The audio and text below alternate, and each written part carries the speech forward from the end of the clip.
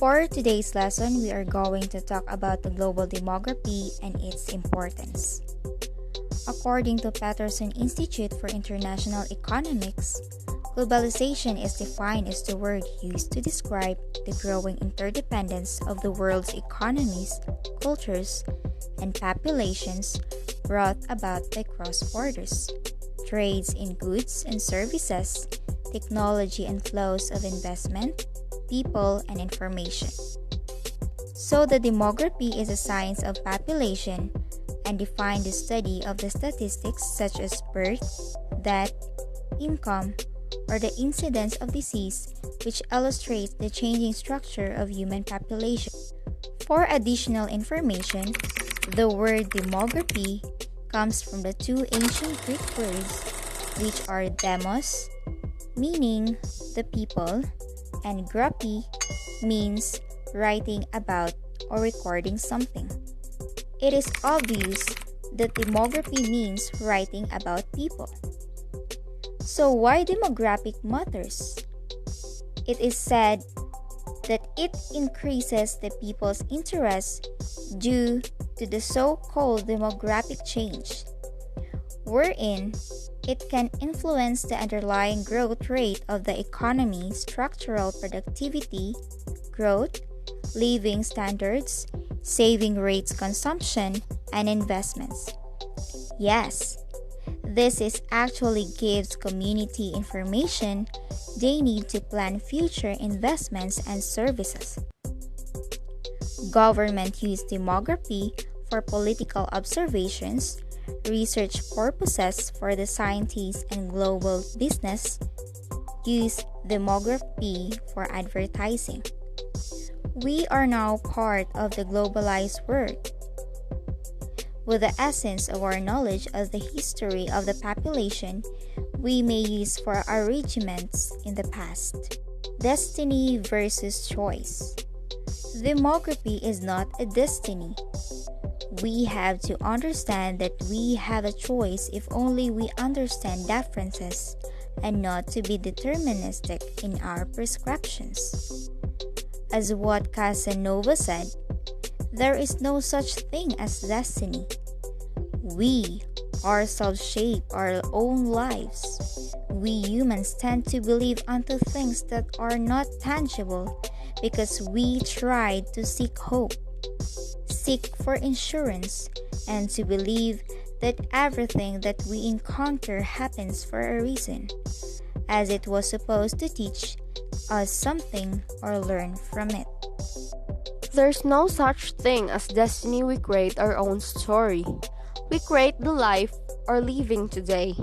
We say it's destiny as it fulfills our ideology of happiness. We act that happened for a reason, so we ought to think that we better be thankful for it.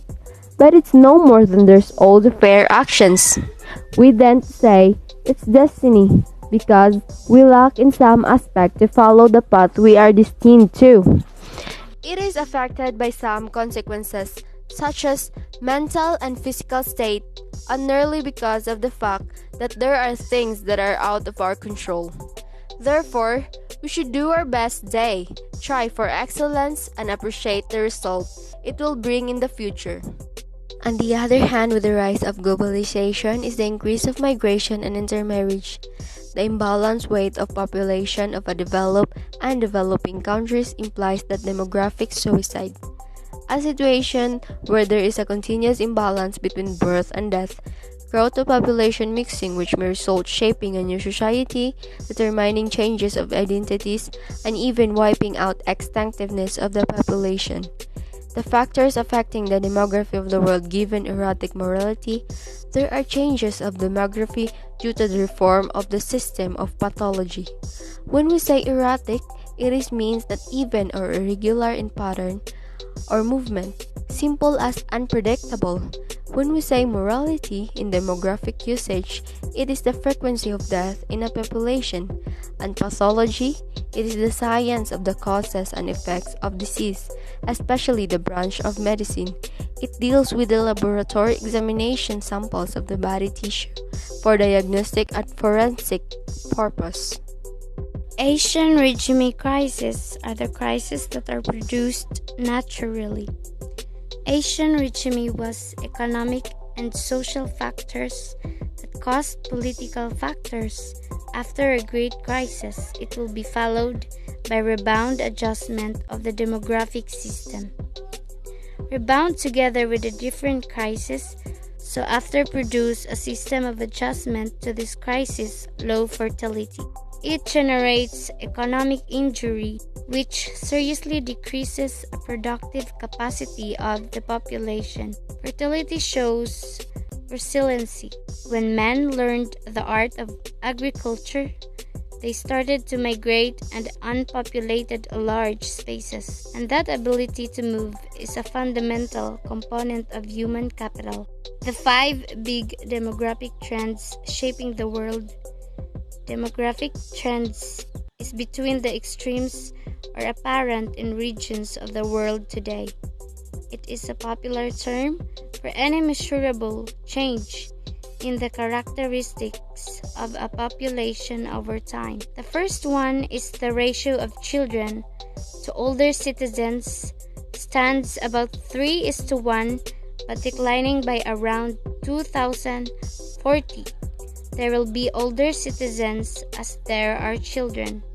Next is there has been a sea change in the nature of illness to non-communicable disease. The third one is the speed of aging. It's rising rapidly with me in emerging economies.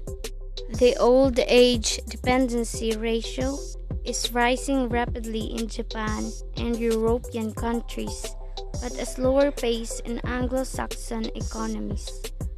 For the last one, it's getting harder to exploit demographic dividend, wherein this is a phase that countries go through when child dependency is falling and working age population is expanding. So those are the 5 demographic trends that's shaping the world today. So is demography matter? Yes. It is undeniable. Useful the guard data helps you learn a population trends have important and economic implications that can globally improve not just economy but also the people. What is global migration? Global migration is moving from one place to another. Human beings have always moved from one place to another. Immigrants is when a person freely chooses to move to another place. It might be temporary or permanent. Immigrants often move to resettle as a family, to fulfill a job replacement, or as a reprieve from situations of injustice and war. Some of your parents or siblings might be immigrants as well. Why is global migration important? Migration is often driven by the search for better livelihoods and new opportunities. It is indeed global, regional, social, and economic inequalities are expressed most powerfully through the figure of the migrant as one who crosses borders in search of work, education, and new horizon. It is the positive impact of migration that it helps in improving the quality of life of a person.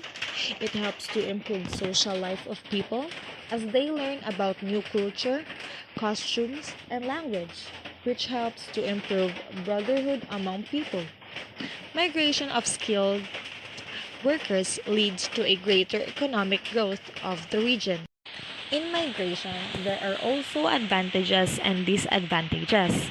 Its advantages are number 1, a richer and more diverse culture.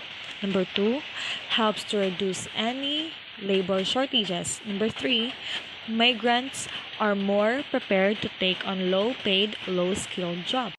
The disadvantages are increasing cost of services such as health care and education, overcrowding, disagreements between different religion and culture. There are 3 types of migration. Number 1, labor migration in the EU. Number 2, forced migration. And number 3, internal migration. Labor migration in the EU. Labor migration represents the movement of individuals from one country to another with the purpose of seeking work or responding to recruitment drives in another country. It is when a person moves from one state to another or within their own country of residence for purpose of employment. Just like us, all of us wants to find a job which gives us a high amount of salary for us to help our parents and could buy what we need. We find job in other places because there's a lot of opportunities. And second is forced migration. Includes not only refugees and asylum seekers fleeing war or political repression, but also people displaced from their homes by projects such as dams, roads, or as a result of certain disasters. It is when people are being forced to move out from their places because of a natural disasters. It is also common to everyone, especially to those people who are prone to disasters. Internal migration refers to human migration within one geopolitical entity, usually a nation-state. Reasons for internal migration tend to be different from those for cross-border migration. Whereas the latter often occurs primarily for political or economic reasons, reasons for internal migration prominently include travel for education and for economic, but not for political, reasons. A general trend of movement from rural to urban areas has also produced a form of internal migration, leading to rapid urbanization in many countries. The history of many countries has seen massive internal migration. The United States saw a massive internal migration from the eastern states toward the west coast during the mid-19th century. A similar large-scale migration of African Americans from the agricultural South to the industrialized Northeast in the early to mid-20th century, and a large-scale reverse migration of African Americans from other parts of the country to the urban South beginning in the late 20th century and continuing to the present. The United Kingdom has historically seen several migrations from the north of England to the south, and also from Scotland, Ireland, more recently Northern Ireland, and Wales to England. This was most prevalent during the Industrial Revolution, and also in the aftermath of the Irish potato famine. In New Zealand, the drift to the north has seen the South Island gradually lose population to the main urban area, Auckland, in the country's far north.